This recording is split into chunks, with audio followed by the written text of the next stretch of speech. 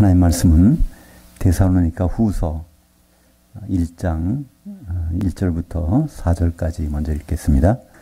바울과 실로아노와 디모데는 하나님 우리 아버지와 주 예수 그리스도 안에 있는 데살로니가인들의 교회에 편지하노니 하나님 아버지와 주 예수 그리스도로부터 은혜와 평강이 너희에게 있을지어다. 형제들아, 우리가 너희를 위하여 항상 하나님께 감사할지니 이것이 당연함은 너희 믿음이 더욱 자라고 너희가 다 각기 서로 사랑함이 풍성함이니 그러므로 너희가 견디고 있는 모든 박해와 환난 중에서 너희 인내와 믿음으로 말미암아 하나님이 여러 교회들에서 우리가 친히 자랑하노라. 원전으로 다시 보는 데살로니가 후서 오늘 첫 시간 1장입니다. 1장의 내용을 가지고 성도와 신자의 차이, 그날의 엇갈린 운명이란 제목으로 말씀을 나누겠습니다. 사도 바울이 맨 처음에 기록한 성경이 데살로니가 전서입니다. 그러고 나서 두 번째 기록한 것이 데살로니가 후서입니다. 그러니까 얼마나 다급했길래 바로 또 편지를 보냈을까 생각하게 되죠. 우리는 데살로니가 전서에서 주로 내용들이 뭐죠? 1장, 2장, 3, 4, 5장 전부가 주님의 강림에 대해서, 그래서 그것이 소망이 있기 때문에 그들은 소문난 교회였고 바울이 자랑거리였습니다. 데살로니가 후서 2장에 보면 그런 얘기가 나옵니다. 주님의 재림은 그냥 오시는 것이 아니라 먼저 어떤 절차가 있다는 거예요. 배도한 일이 일어나고 멸망의 아들이 나타나고 그리고 나서 이제 주님이 오신다. 같은 얘기는 이제 데살로니가 교회는 주님의 재림에 대해서 생각하고 준비하고 오긴 하는데 모든 건 다 집어치우고 그것만 하고 있었던 것 같아요. 그래서 이제 이러면 안 되겠다. 그래서 바로 편지를 써서 이제 보내게 됩니다. 수신자는 똑같지 않습니까? 1장 1절에 보니까 바울과 실로아노와 디모데는, 그래서 데살로니가 전서 1장 2절과 데살로니가 후서 1장 1절 1, 2절의 내용인 거의 똑같습니다. 그러니까 똑같은 수신자에게 지금 편지를 보내고 있기 때문에 그렇습니다. 이것도 마찬가지로 어떤 형식일까요? 수신자와 발신자를 우리는 꼭 생각해야 됩니다. 데살로니가 전서에서 자기를 표시합니다. 사도라고 얘기합니다. 사도들이라고 얘기해요. 사실은 사도는 한 사람밖에 없었는데 실라와 디모데도 사도의 일행으로 같이 협력해서 하니까 그래서 사도들이라고 얘기를 합니다. 그러니까 사도인 그들이 성도들에게 보낸 편지입니다. 신약 성경의 모든 서신서는 사실 그런 형태입니다. 복음서 빼놓고요. 로마서부터도 사도인 바울은 로마에 있는 교회 성도들에게 편지하느라, 고린도전서도 마찬가지, 후서도 그렇고요. 갈라디아서부터 모든 성경은 다 사도들이 성도들에게 보내는 편지입니다. 거기 공통적인 것은 전도하라는 말이 없다는 것이죠. 사도들이 성도들에게 보낸 편지에는요, 한 번도 전도하라는 말이 없습니다. 유일하게 하나가 있는 것 같지만 디모데후서 4장 2절에 보면 때를 얻든지 못 얻든지 너는 말씀을 선포하라, 이런 말씀이 나오니까 여기도 있네. 근데 그거는 성도들에게 보낸 편지가 아니죠. 디모데 전서나 후서는 수신자가 목회자입니다. 담임 목사입니다. 에베소 교회 담임 목사인 디모데에게.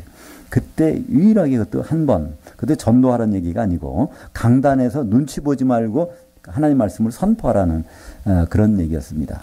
그렇다면 그럼 우리 성도들은 과연 뭘 해야 되는 걸까요? 지금까지 전도가 지상명령이니까 전도해야 된다고 알고 교회에 헌신해야 된다는 거 알고 또 뭐 기도해야 된다는 거 알고 그렇게 해왔는데 사실 사도들이 성도들에게 보낸 편지에는 그런 얘기는 별로 없다는 것이죠. 오히려 오늘 보니까 1장 3절에 믿음이 더욱 자라고 있고 그들이 또 서로 사랑함이 풍성하다는 거예요. 믿음이 자라고 있다는 것은 뭘까요? 자기들이 믿음이 자란다는 얘기일까요? 성경 전체적으로 바울 서신을 보면 그 믿음은 예수 그리스도의 믿음입니다. 주님이 이루어놓으신 그 믿음이 바로 그 믿음의 근거에서 풍성하게 된다는 것이죠. 결국은 예수님께서 우리에게 바라고 계신 것, 그분의 몸을 이루는 그 과정에서 그들은 한 걸음씩 더 나아가고 있다고 볼 수 있습니다. 그리고 무엇보다 중요한 것은 서로 사랑하는 것이 그냥 풍성하다는 겁니다. 세 계명이죠. 요한복음 13장 34절에 있는 너희는 서로 사랑하라. 어떻게 사랑하여? 내가 너희를 사랑한 것처럼 너희는 서로 사랑하라. 그때 우리는 그 말을 해요. 아, 그럼 사랑해야지. 우리는 그냥 평범하게 받아들여요. 근데 우리가 그렇게 할 수 있을까요? 그때 명령은요, 이 세상 사랑으로 사랑하라는 것이 아니라 아가페적으로, 아가페 사랑으로 사랑을 하라는 겁니다. 그거는 우리는 아가페 사랑은 없잖아요. 유일한 방법이 있습니다. 아가페 사랑을 받아서 서로 교환하는 수밖에 없단 말이죠. 그죠? 그것이 이제 데살로니가 교회는 그것이 아주 풍성하게 나타난다고 하고 있습니다. 근데 그런 상황들이 모든 환경이 좋아서 그렇게 나타나는 건 아니라는 겁니다. 데살로니가 전서에서도 그런 말씀을 했지만 바로 유대인들이 예루살렘에서 유대 동족한테 굉장히 어려움을 당한 것처럼 바로 데살로니가 교회도 너희 동족한테 굉장히 어려운 핍박을 당하는 걸 안다는 겁니다. 그래서 오늘 4절에 보니까 그러므로 너희가 견디고 있는 모든 박해와 환난 중에서 너희 인내와 믿음을 자랑한다는 거예요. 데살로니가 교회가 얼마나 어려운 상황이 있었는가. 우리 자신을 돌아볼까요? 우리는 예수 믿는데 얼마나 어려운가. 사실 별로 안 어려운 것 같아요. 그죠? 근데 더 어려운 상황이 와도 데살로니가 교회는 오히려 그 믿음이 더욱 자라는 것을 볼 수 있습니다. 그러니까 이걸 미뤄보면 하나님은 우리 환경을 좀 더 어렵게 하실 수도 있다는 얘기입니다. 그죠? 그 믿음이 드러나게 하려고, 그죠? 그러실 수 있다는 것을 예상할 수 있죠. 우리가 왜 예상하는 것이 중요할까요? 우리가 그렇잖아요. 발을 헛디는 수가 있죠. 그러면 막 다치기가 쉽습니다. 그죠? 예상치 않은 일이 벌어지면 막 허둥지둥 된단 말이에요. 근데 우리가 그런 걸 예상하면 주님을 믿는다고 해서 모든 문제가 다 풀리고 그런 것이 아니라 데살로니가 교회처럼 박해와 환난과 모든 것들이 더 심해지는 그런 상황도 올 수 있다는 얘기입니다. 데살로니가 교회는 그런 상황이 오면 올수록 더 주님의 재림에 매달려서 그걸 가지고 나갔던 교회입니다. 그래서 데살로니가전서 1장 3절에 보면 그 세 가지가 드러나죠. 우리는 보통 믿음, 소망, 사랑 그럽니다. 그죠? 근데 데살로니가 교회는요, 그걸 조금 더 이렇게 구체적으로 설명해요. 그냥 믿음, 소망, 사랑이 아니라 믿음의 역사와 믿음으로 끝나는 것이 아니라 믿음이 행함으로 나타난다는 거예요. 그것이 그런 행함은 야고보서에 있는 것처럼 믿음의 행함과 맹목적인 행함은 다르죠. 믿음의 행함이라는 것은 야고보서 2장에서 이렇게 나옵니다. 행함이 없는 믿음은 죽은 믿음, 이렇게 얘기를 하면서 그때 두 사람을 등장시킵니다. 남자 대표 아브라함, 여자 대표 라합. 그래서 그 사람들이 믿음의 행함을 보였다 합니다. 그러면서 아브라함이 많은 믿음의 행함들이 있는데 그중에 하나를 딱 집어냅니다. 갈대아에서부터 나온 거, 하란 땅에서 가나안 땅으로 온 거, 뭐 그런 거 얘기 안 해요. 딱 하나. 독자를 바로 바치는 일. 그거를 믿음을 행함 있는 믿음이라고 거기서 얘기를 합니다. 세상적으로 보면요, 살인하는 일이 어떻게 행함이 믿음이 그 도덕적으로 안 되는 일이죠. 근데 아브라함은 그걸 했다는 거예요. 믿었기 때문에. 뭘 믿었을까요? 죽여도 반드시 살려주신다. 왜냐하면 이 이삭을 통해서 자손을 주신다고 했기 때문에, 그래서 그 믿음의 행함이 그냥 죽이는 것까지 나타나는 거죠. 그것을 설명하고 있습니다. 라합의 경우는 이제 여리고성의 기생이죠. 근데 그 기생에 대해서 스파이를 숨겨준 것, 그것을 믿음의 아주 행함 있는 믿음이라고 합니다. 우리가 보면 스파이를 숨겨준다, 간첩을 숨겨준다는 거는요, 좀 안 맞는 얘기잖아요. 왜냐면 나라를 망하게 하는 거니까, 어떻게 보면, 그죠? 이적행위인데. 근데 이적행위 한 것을 거기서 오히려 행함 있는 믿음이라는 거예요. 왜 그랬을까요? 라합은 그 기생이기 때문에 그 직업상 정보가 굉장히 많단 말이에요. 그죠? 애굽에서 홍해를 건너온 저 사람들, 그들을 인도한 여호와 하나님이라는 분이 결국은 이 땅까지 와서 그분이 여기를 지배하는 것이 지금 위정자들이 가나안 땅을 지배하는 것보다 여리고성을 지배하는 것보다 훨씬 낫다는 그 믿음을 가지고 있었기 때문에 간첩을 숨겨준단 말이죠. 그러니까 우리의 일상적인 관념을 적용하는 믿음이 아니라 하나님의 의도를 존중하고 그것을 자기 삶 가운데 적용시키는 것. 아브라함은 자기 아들을 죽이는 살인 행위를 하려고 한 것. 라합은 스파이를 숨겨주는 매국적인 행위를 한 것. 그것이지만 하나님 보시기에는 그것을 믿음이라고 합니다. 행함이 있는 믿음. 오늘 그 데살로니가 교회 1장 3절에 보면 믿음의 역사라는 건 행함이라는 뜻입니다. 믿음의 행함. 데살로니가 교회는 그런 믿음의 행함이 나타났다는 거예요. 두 번째는 뭐죠? 사랑의 수고와. 그러니까 이 사랑이 그냥 아가페 사랑이 그냥 말로만 끝나는 것이 아니라 그것이 행동으로 나타나는, 서로 사랑으로 끊임없이 나타났다는 겁니다. 그러니까 사랑에는 반드시 수고가 따르게 되는데 그걸 그들은 했다는 겁니다. 그리고 세 번째로 소망의 인내를. 그러니까 소망이 있는데 그것이 왜 소망은 인내로 나타나야 된다는 겁니다. 그죠? 정말 예수님이 다시 오신다? 재림한다 그러면은 그것이 이 세상을 인내할 수 있는 근거가 된다는 거예요. 그죠? 그 소망이 있기 때문에 이게 다가 아니라는 걸 안다면 이걸 견딜 수 있습니다. 근데 우리가 삶는 이 70년, 80년, 요새는 100년, 100세 시대니까 100세가 우리에게 준 시간이 전부라고 그러면요. 시간이 지날수록 초조해지지 않습니까? 내가 지금 나이가 이만큼 됐는데 뭐 해놓은 게 뭐가 있어야지. 앞으로 어떻게 지내나? 점점 건강도 안 좋아질 텐데 주위 사람도 잠깐 떠나갈 텐데 그것만 생각하면 얼마나 우울해지겠어요. 그죠? 아직은 저희 동창 중에서 이렇게 세상을 떠난 친구가 많지는 않습니다. 근데 연세 많으신 분들을 보면요. 동창들 산 사람이 별로 없다고 하는 분도 많아요. 그죠? 얼마나 이 세상만 생각하면 허무하겠습니까? 그런 분들이 돈이 많이 있단다고 하는데 무슨, 기쁨이 있겠어요? 그러나, 데살로니가 교회처럼 소망이 있다면요. 그죠? 주님이 오셔서부터 다시 시작하고 그 시간이 엄청난 시간이라는 것을 분명히 안다면요. 인내가 가능하다는 겁니다. 어떤 인내가요? 이 모든 박해와 환란을 견디는 인내가 가능한 것은 로마서에서는 그걸 뭐라고 그러죠? 로마서 6장 23절에 은사, 바로 그리스도와 영원히 하는 영생. 그때 영생이라는 건 1000년 동안의 그분과의 삶을 설명하는데 그것을 나눠주고 싶다. 로마서 1장 11절에 바울은 내가 당신한테 가서 믿음을 견고하게 해주기 위해서 내가 나눠주고 싶은 은사가 있다는 겁니다. 그러면서 그걸 로마서 6장 23절에는 바로 주 예수님과 한 시대 동안 1000년 동안 같이 있는 그것이 바로 영적인 신령한 은사고 그것을 있다면 믿음이 견고해진다는 겁니다. 데살로니가 교회는 그것 때문에 그 소망 때문에 인내를 했다고 오늘도 여기서 계속해서 4절에서 말씀하고 있습니다. 그들이 인내와 믿음으로 말미암아 바울은 그냥 여러 교회에 대해서 자랑한다는 거예요.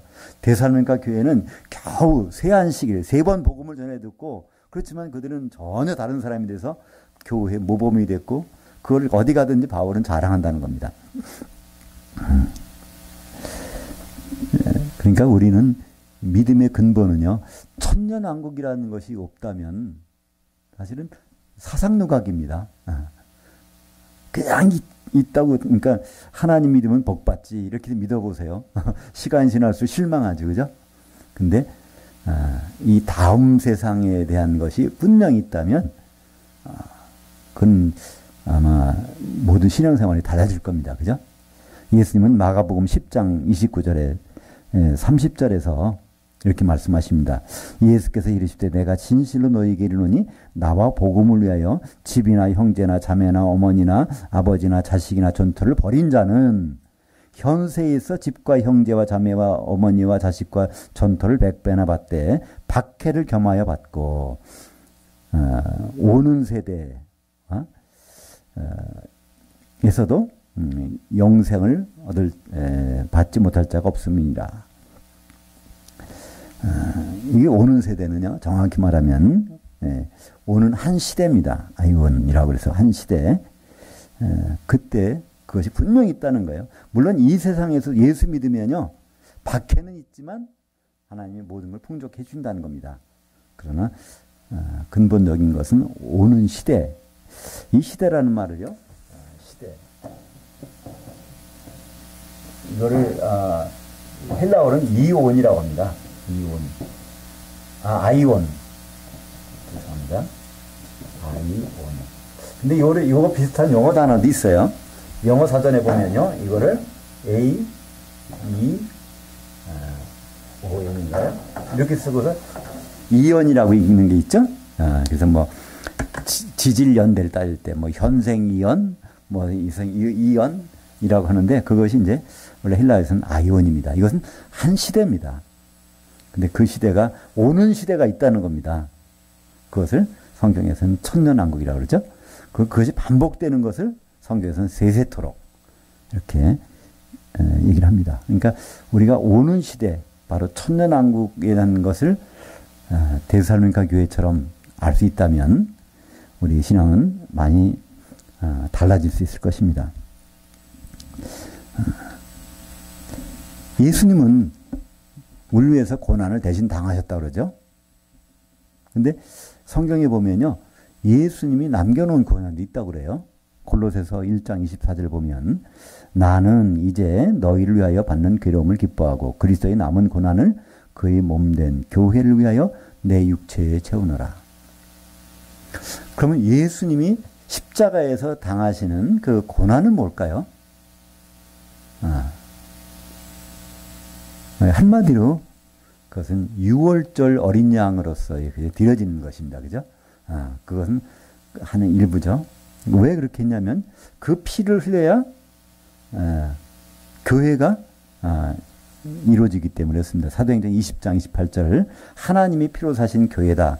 그래서 바울은 예수 그리스도께서 남겨놓으신 고난이 있는데 그것 때문에 자기는 교회의 일꾼 됐다는 겁니다. 그렇다면 우리가 우리에게 고난이 있으면서 하나님께 바라시는 것이 뭘까요? 그건 뭐 두말할 나위도 없이 예수 그리스도의 몸인 교회, 그걸 하는데 분명히 예수님이 우리에게 남겨놓으신 고난은 따르게 될 것입니다. 오히려 고난이 없다 그러면은요, 이상할 수도 있죠. 그분이 남겨놓은 고난이라고 그랬는데 그게 없이 너무 흥청망청 너무 신나게 그런 생활을 할 수 있다면요, 그죠? 오히려 이상한 거 아닐까요? 5절 읽겠습니다. 이는 하나님의 의로운 심판의 표시요 너희로 하여금 하나님 나라에 합당한 자로 여김을 받게 하려 함이니 그 나라를 위하여 너희가 또한 고난을 받느니라. 그러니까 데살로니가 교회에 박해와 고난이 있는데요. 이것은 어떻게 보면 하나님 나라에 합당한지 여부를 이렇게 다뤄본다는 겁니다. 그것 때문에 그런 것이 있다는 거예요. 우리는 어떤 시험을 본다고 그러면 사람들은 되게 시험을 두려워하고 꺼려하고 무서워합니다. 근데요, 시험은 반드시 그렇게 나쁜 것만 아니잖아요. 시험이란 제도가 있어서 한 단계 뛰어넘을 수가 있는 겁니다. 그죠? 우리에게 그리스도 안에서 고난이 있다면요, 그걸 통해서 뭐가 기다리고 있을까를 기대할 수 있다면 이 고난도 우리는 환영할 거 아닙니까? 그죠? 우리 욕심 때문에 생기는 고난이라면 이건 뭐 보장이 없겠지만요, 그리스도 안에서 받는 고난이라고 하면요, 이건 보상이 있다는 겁니다. 하나님 나라에 합당한 자인지 아닌지를 살펴볼 수가 있다는 것이죠. 데살로니가전서 2장 12절에 이는 너희를 부르사 자기의 나라와 영광이 이르게 하시는 하나님께 합당히 행하게 하려 함이라. 그러니까 우리는 나름대로는 최선을 다한다 하지만요, 하나님께 합당한지 안 한지를 살펴볼 필요가 있습니다. 그죠? 우리는 많은 일들을 해요. 근데 그 일이 하나님께 합당한가? 아닌가? 에베소서 5장 5절 너희도 정녕 이것을 알거니와 음행하는 자나 더러운 자나 탐하는 자 곧 우상 숭배자는 다 하나님이신 그리스도의 나라에서 기업을 얻지 못하리니. 여기 이제 데살로니가 후서 1장 5절에서요, 하나님 나라에 합당한 자라고 되어 있는데 우리가 생각할 때 하나님 나라는 천국 아닌가? 근데 하나님 나라는 사실은 천년왕국까지 연결이 됩니다. 거기까지. 왜 그렇죠? 천년왕국에서 예수님이 왕이신데 예수님이 신분이 뭐냐는 거예요. 그때는 그 하나님이시거든요. 그걸 에베소서 5장 5절은 아예 그걸 설명을 잘 해놨습니다. 근데 우리말 번역은요, 그 하나님 나라도 따로 있고 그리스도의 나라 따로 있는 것처럼 번역이 돼 있어요.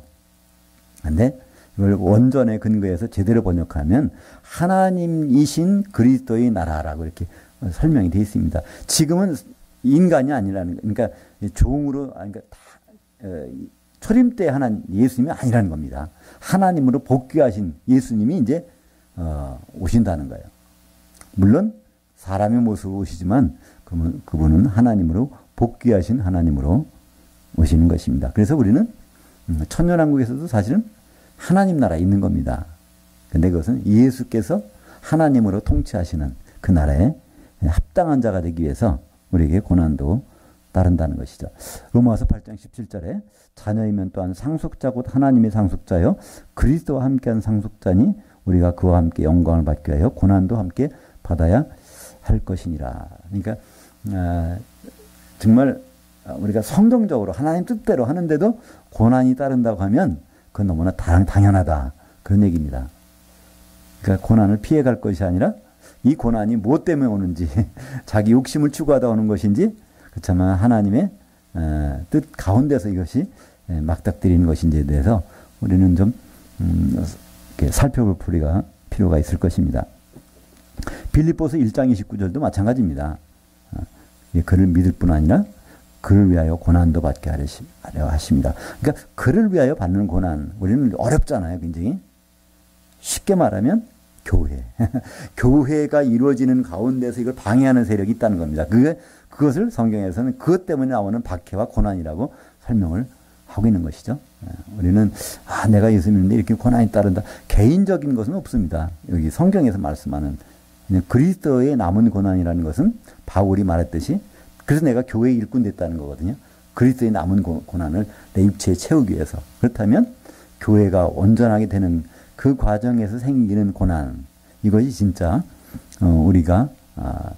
우리에게 닥칠 아름다운 고난이겠죠. 그죠? 하나님 보시기에. 6절, 7절입니다. 너희로 환난을 받게 하는 자들에게는 환난으로 갚으시고 환난을 받는 너희에게는 우리와 함께 안식으로 갚으시는 것이 하나님의 의이시니 주 예수께서 자기 능력이 천사들과 함께 하늘로부터 불꽃 가운데 나타나실 때, 그러니까 하나님은 우리가 억울하게 당한 거 다 이해하신다는 거예요. 근데 반드시 갚아준다는 겁니다.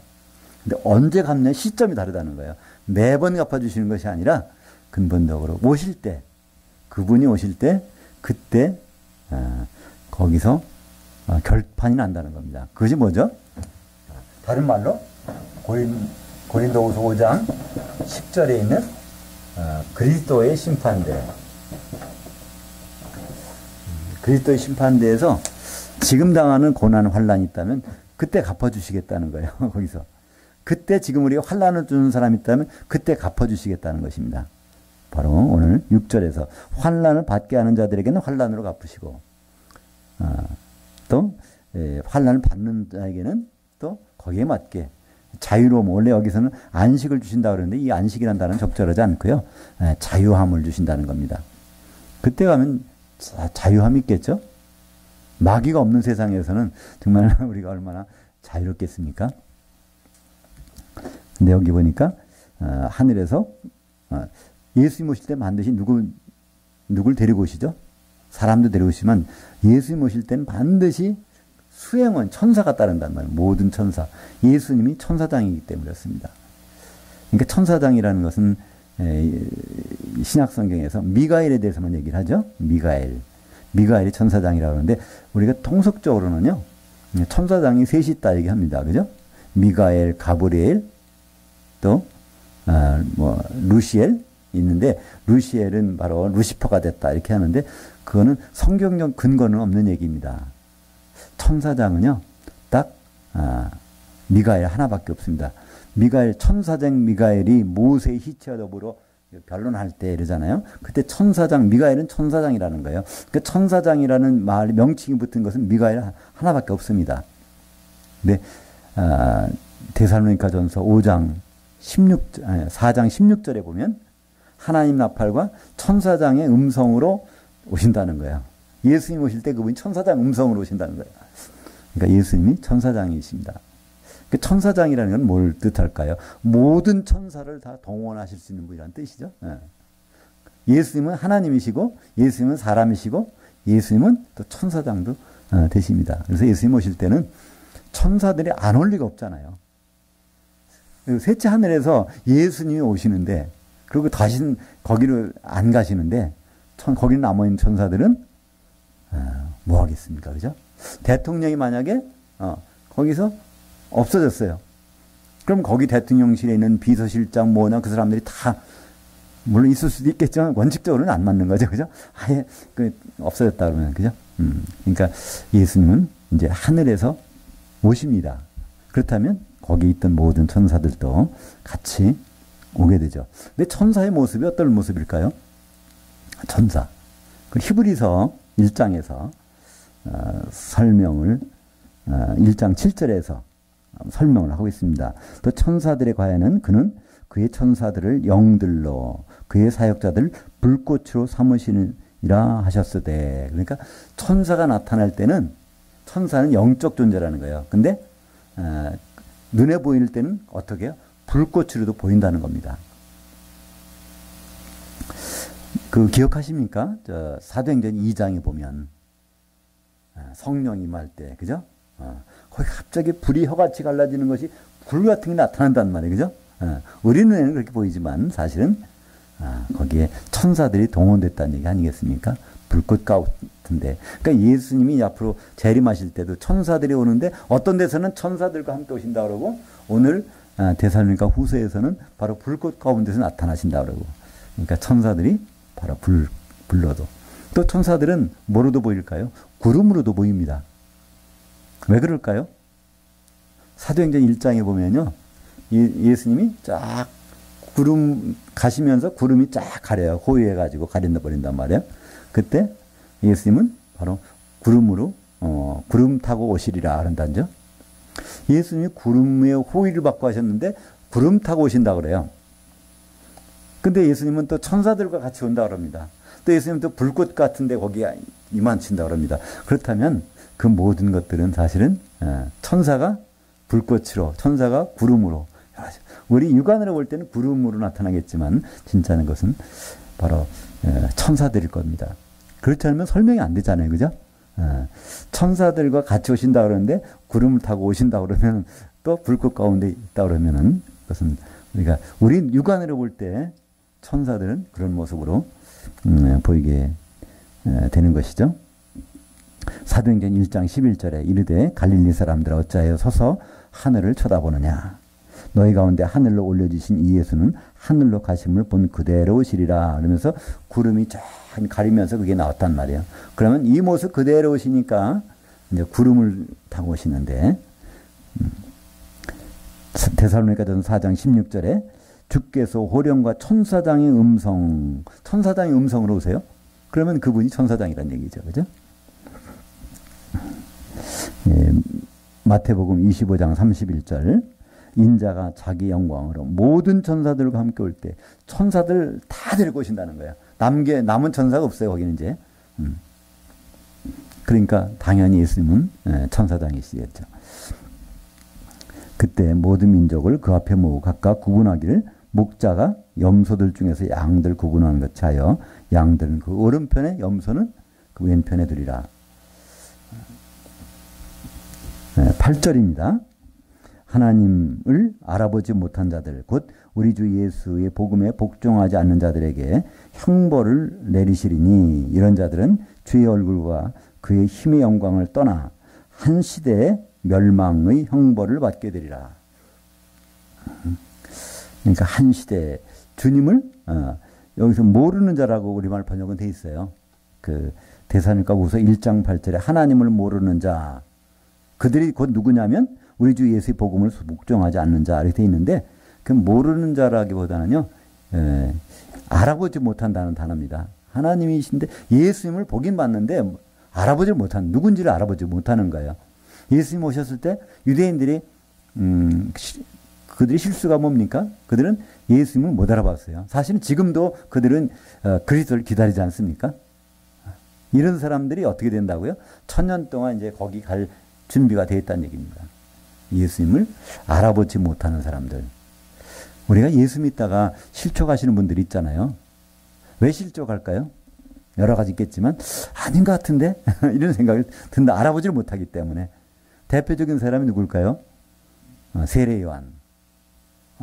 예수님 이분이야말로 그 그리스도고 성령으로 세례 주실 분이고 다 알아보는 것 같았는데 시간이 지나고 난 다음에 저희 감옥에서 두 제자를 보내서 물어보잖아요. 예수님한테.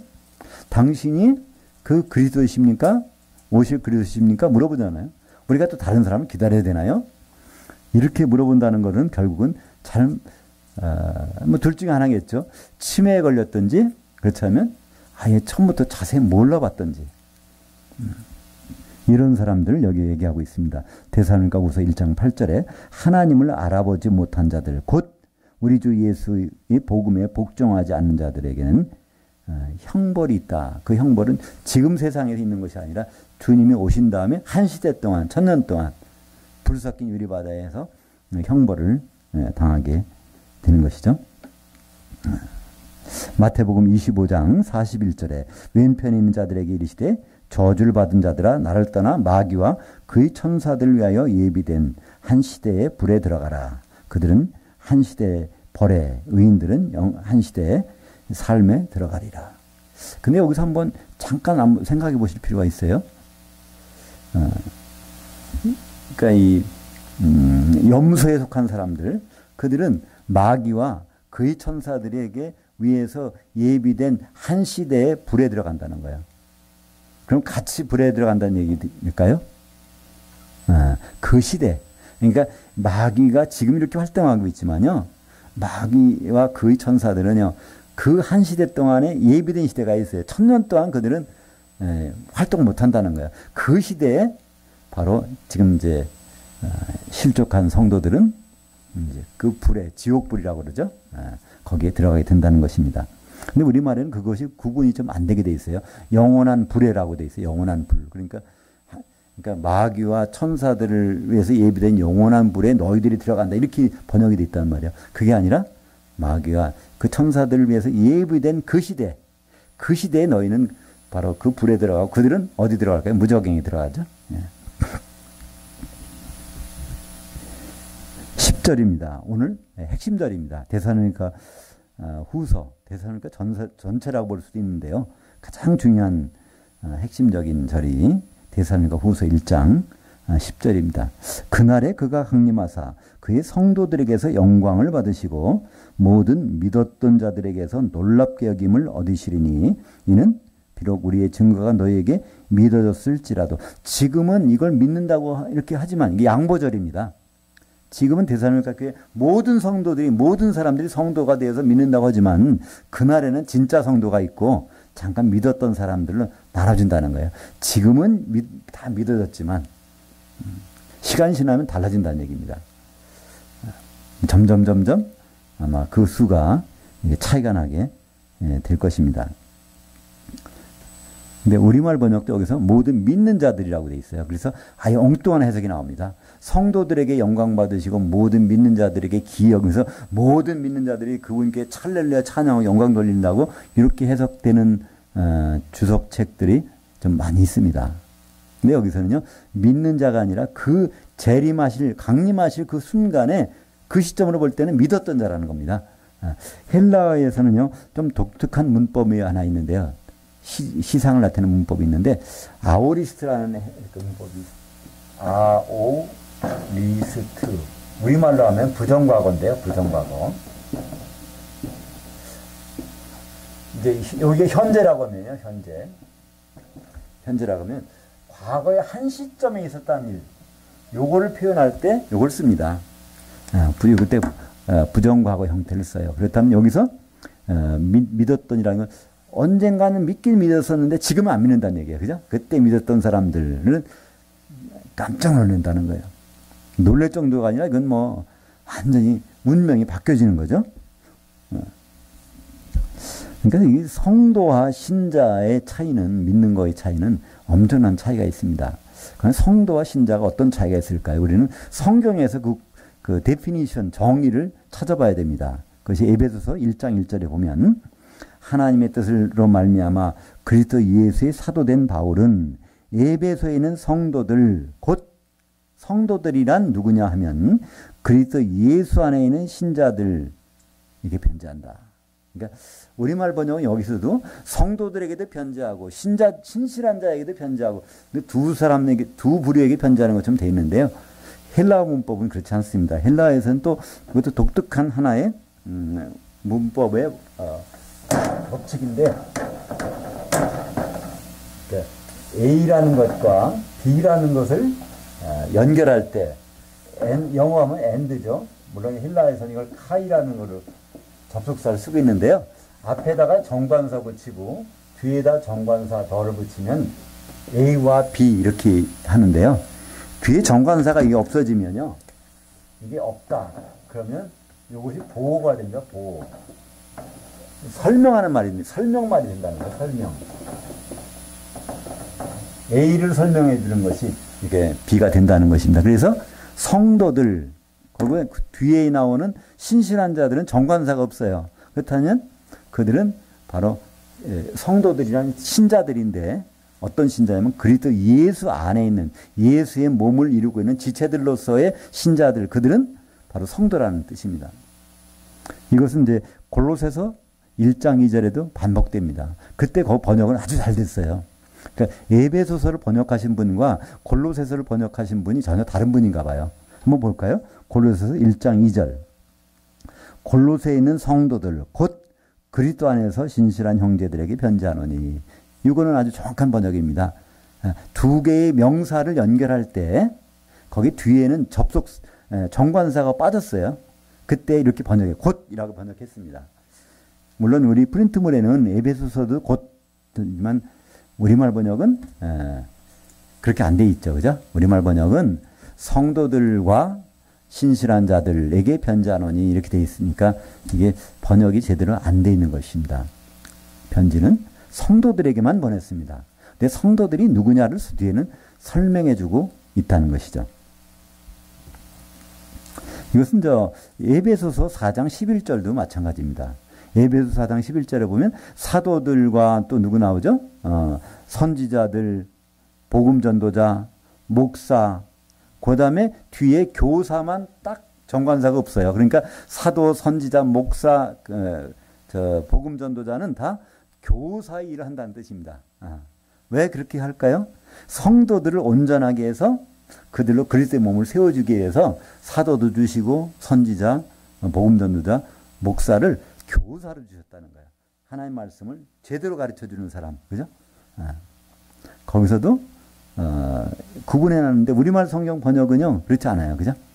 5개로 나옵니다. 사도, 선지자, 복음 전도자, 그 다음에 목사와 교사. 그래서 그 하나님의 오중직이다. 그러니까 하나님은 교회를 세울 때 5개의 직함을 주어서 사도들, 성도들을 세워주신다 이렇게 하는데요.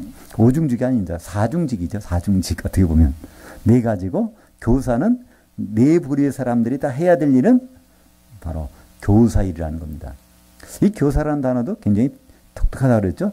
디다스칼로스라는 것은요. 원래 의미가 배울 마음이 들게 하는 사람이라는 뜻입니다. 그죠? 억지로 주입하는 사람이 아니에요. 그러니까 제가 목사가 제대로 된 교사라면 어떻게 될까요? 그냥 모든 분들이 자꾸 더 알고 싶어야 돼요. 오늘 예배를 좀 더 연장하면 안 될까요? 그죠? 좀 땡겨서 합시다. 앞으로 더 길게 해봅시다. 그런 마음이 들도록 해주는 사람이 그 디다스칼로스라고는 교사의 뜻입니다. 근데 제가 그걸 잘 못하기 때문에 빨리 끝나게 원하는 분들이 이제 생겨나게 되는 것이죠. 그래서 성도에게서 영광을 받으신다는 것은요, 성도가 누구라는 걸 아는 것이 굉장히 중요하다는 뜻입니다. 예수님이 재림하실 때 다 올라가요. 성도건 신자건 또 중간에 타락한 사람이건 모든 사람들은 다 올라갑니다. 왜냐하면 고린도 후서 5장 10절에 보면 우리가 다 그리스도의 강림하실 때 그 앞에 심판대 앞에 서서 선악간에 그 몸으로 행한 대로 받으려 함이라. 그러니까 악을 행했거나 선을 행했거나 모두가 다 올라간다는 거예요. 근데 성도들에게서만 영광을 받으신다는 겁니다. 그리고 모든 믿었던 자들에게서 기이 여김을 얻으시리라.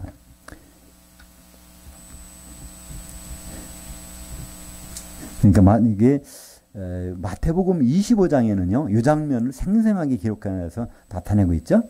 마태복음 25장은 재림의 현장을 예수님이 신랑의 모습으로 또는 주인의 모습으로 목자의 모습으로 다 나타납니다. 그때 거기서 갈라진다는 거예요. 성도들에게서 영광을 받으시고, 누굴까요? 기름을 준비한 5 처녀들, 성도들입니다. 성도의 영광을 받으시고, 그 다음에 기름 준비하지 않은 사람들에게는 이렇게, 또 그 달란트를 남긴 사람들, 그래서 이게 몸을 이루고 있는 사람들은 그들에게는 영광을 받으시는데, 하나님을 가지고 더 이상 이게 장성하지 않은 것, 그것은 그냥 이제 거기서 축출이 되죠. 그리고 염소들과 양들에서, 양들에는 상속자로 삼으시는데 염소들은 한 시대에 벌을 받게 된다는 것을 말씀하고 있습니다. 그러니까 이런 모든 것들을 함축해서 오늘 데살로니가후서 1장 10절은요. 성도들에게서는 영광을 받으시고 모든 참시 믿었던 자들, 믿음에서 떠난 자들, 그들에게는 이상한 일이 벌어진다는 것입니다. 11절입니다. 이러므로 우리도 항상 너희를 위하여 기도함은, 여기서 사도 입장에서는요, 성도들 위해서 기도 안 할 수가 없다는 거예요. 왜냐하면 오늘은 저렇게 믿고 있는다고 할지라도 내일 또 갈라질지 몰라요. 그죠? 언제 염소가 될지 몰라요. 그래서 바울은 끊임없이 기도합니다. 어떤 마음으로 해요? 중매쟁이 마음으로. 고린도후서 11장 2절에 있는 말씀. 내가 하나님 열심히 내는 게 있는데 그거는 바로 그리스도께 정결한 한 천으로 중매해놨기 때문에 그렇다는, 그 결혼이 될 때까지 얼마나 그런 마음. 그러니까 사도들의 마음은 지금도 조마조마하다는 거예요. 사도들은 결국 누가 되죠? 그리스도 심판대가 되면 사도들이 우리를 채점해야 되거든요. 거기서 마태복음 19장 28절에 보면 바로 너희들이 인자가 보좌에 앉을 때 12보좌에 앉아서 이스라엘 12지파를 심판하리라. 그래서 그리스도 심판대에서는 사도들이 심판해야 되는데 지금은 중매쟁이고 그때 가서는 심판관이고, 근데 나중에 전부가 양들이 아니라 염소가 돼버리고 기름이 하나도 없고 그 다음에 달란트 1개밖에 딸랑딸랑 하고 있으면은 어떻게 되겠냐는 것이죠. 그래서 기도하는데 우리 하나님이 너희를 그 부르심에 합당한 자로 여기시고, 너희 성도들이죠. 성도들을 부르심에 합당한 자로. 우리는 뭐로 부르셨을까요? 성도들을 불렀어요. 결국은 뭐 만들려고요? 성도들은 교회이고 그리스도의 몸이고, 그래서 하나님의 아들들이고 예수님이 형제들이고, 그럼 예수님이 형제들이라면 히브리서 2장 12절에 보면 그 교회라고 말씀하고 있죠. 어린 양의 신부, 아내가 되는. 그래서 하나님이 우리를 부르신 목적은 분명하다는 겁니다. 근데 그 부르심에 합당한 자. 근데 우리는 그 부르심에 합당하지 않은 자가 될 수도 있어요. 어떤 사람들은. 내가 예수 믿어서 이만큼 성공했지. 그죠? 예수 안 믿었어 봐. 나 지금 내가 이런 사람이 됐겠나. 나 인격적으로 이렇게 이 정도까지 된 거, 예수 믿어서 그런 거야. 물론 부분적으로는 좋은 면일 수 있지만 그건 부르심에 합당한 자가 아닙니다. 부르심에 합당한 자는 바로 그리스도의 몸에 온전한 흠이 없는 지체가 되는 것이고, 그러려면 결국은 그릇에 기름이 있어야 되는 것이고, 또 주위에 다른 성도들이 붙어 있어야 되는 것이고, 그죠? 달란트 1개만 있는 것이 아니라, 그리고 마지막으로 염소와는 구분되는 그런 사람이라는 것을 말씀하고 있죠. 그러니까 바울은 그걸 기도하고 있다는 거예요.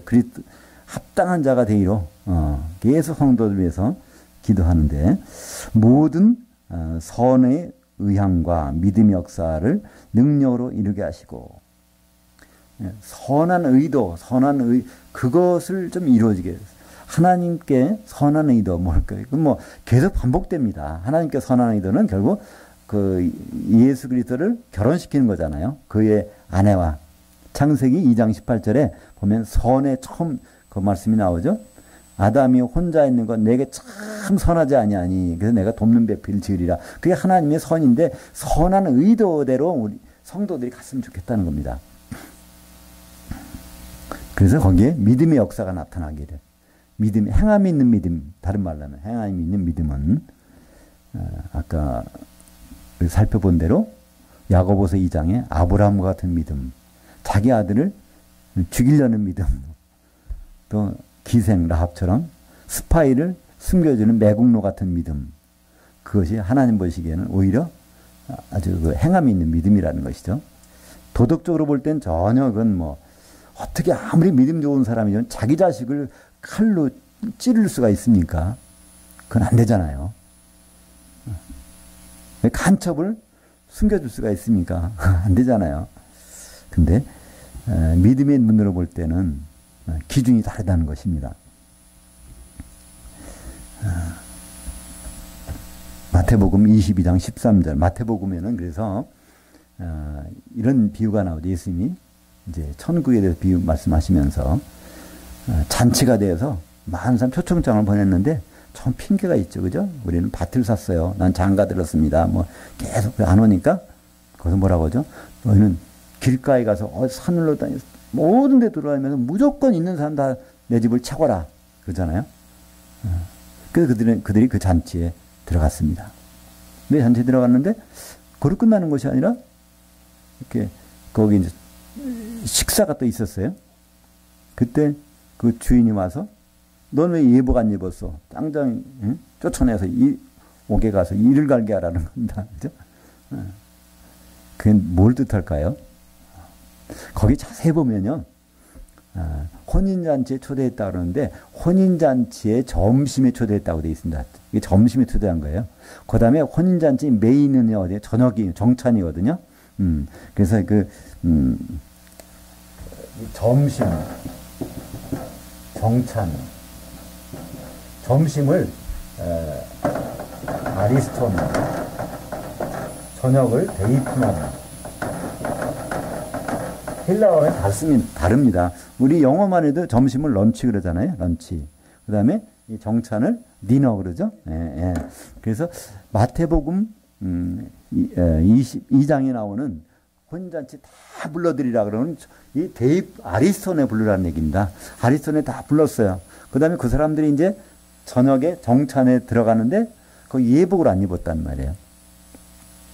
근데 요한계시록 19장 9절에 보면 혼인잔치 정찬에 참여한 자들은 복이 있고 거룩하도다 하면서 거기 나오는 정찬에 들어갈 사람들이란 말이죠. 그러니까 이 점심 때 가는 거는 누구나 갈 수 있습니다. 그러나 예복을 입은 사람만이 갈 수 있죠. 마태복음 22장 13절 그 왕이 사환들에게 말하되 그의 손발을 묶어 바깥 어두운 데 내던지라. 누굴까요? 혼인잔치 예복을 입지 않은 자 저 사람을 갖다가 손발을 묶어서 바깥 어두운 데 내던지라. 거기서 슬피 울며 이를 갈게 되리라 하니라. 청함을 받은 자들은 많되 택함을 입은 자들은 적으니라. 청함을 입은 자들은 많되 택함을 입은 자, 그러니까 예복을 입은 자는 얼마 없다는 겁니다.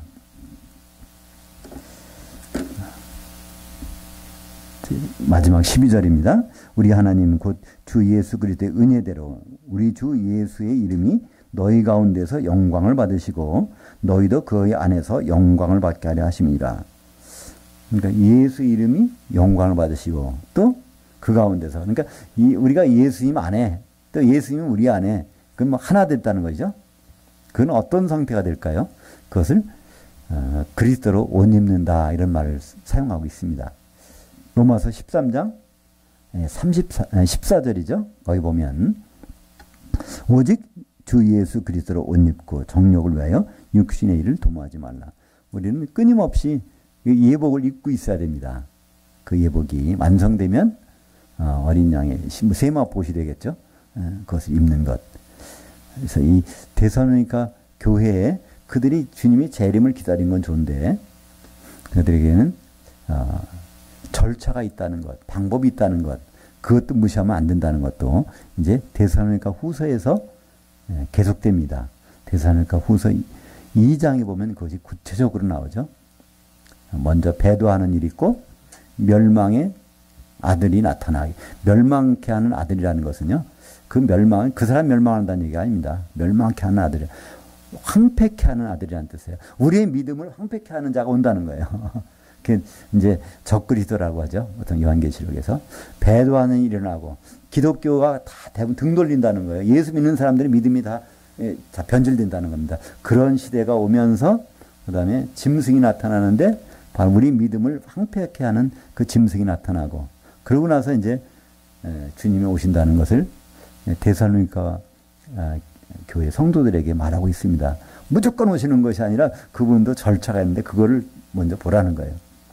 그들이 모든 걸 다 집어치우고 그래서 마지막엔 그러죠. 3장에서는 일하지 않으면 먹지도 말라 하는 얘기가 거기서 나옵니다. 그죠? 근데 그들이 그냥 예수님만 재림만 기다린다고 다 집어치우고 그냥 그만 하는 거예요. 바울은 그래서 시급히 편지를 써가지고 데살로니가 후서를 보내는 겁니다. 그죠? 재림을 기다리는 것도 좋지만 그냥 무질서하게 오시는 분이 아니라 그분은 다 말씀하신 대로 그 절차대로 오시니까 우리는 그걸 준수해야 될 목적이 준수해야 될 책임이 우리에게 있다는 것입니다. 그러나 분명한 거는요. 성도와 신자의 차이가 있다는 겁니다. 우리는 성도가 되어야 됩니다. 성도는 그리스도 안에 있는 자, 몸을 이루는 자, 그런 자가 성도라고 말씀하고 있습니다. 왜냐하면 운명이 달라져요. 그것도 1000년 동안, 1000년 지나면 다시 이제 만날 기회는 있어요. 그죠? 백보자 심판 때에서 만나긴 만납니다. 그때 만나는 것도요, 신분이 달라지잖아요. 그리스도의 심판대에서는 사도들이 옆에 배석 판사들이에요. 근데 백보자 심판대에서는 성도들이 거기 배석 판사들이고 그때 바다에서 나오는 사람들 우리 심판해야 되는 거잖아요. 그죠? 그건 어디 나오죠? 고린도전서 6장 2절에 보면 성도들이 바로 세상을 심판하는 거 알지 못하느냐? 그때 세상 사람들 그것이 이제 백보자 심판 때 얘기입니다. 성도와 신자의 차이. 그는 하늘과 땅 차이라고 그 이상의 차이라고 볼 수 있습니다.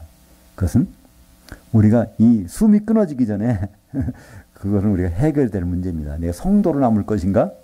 신자로 그냥 있다가 그냥 갈 것인가? 그 전에 결단해야 될 문제입니다. 우리 숨이 끊어지면요, 그걸 선택할 기회가 없어지는 거예요. 그 전까지만 우리는 선택할 기회가 있습니다. 오늘까지 신자로 살았지만, 그런 적어도 성도로 내 생을 마감하리라. 성도는 기름을 가진 자입니다. 기도하겠습니다.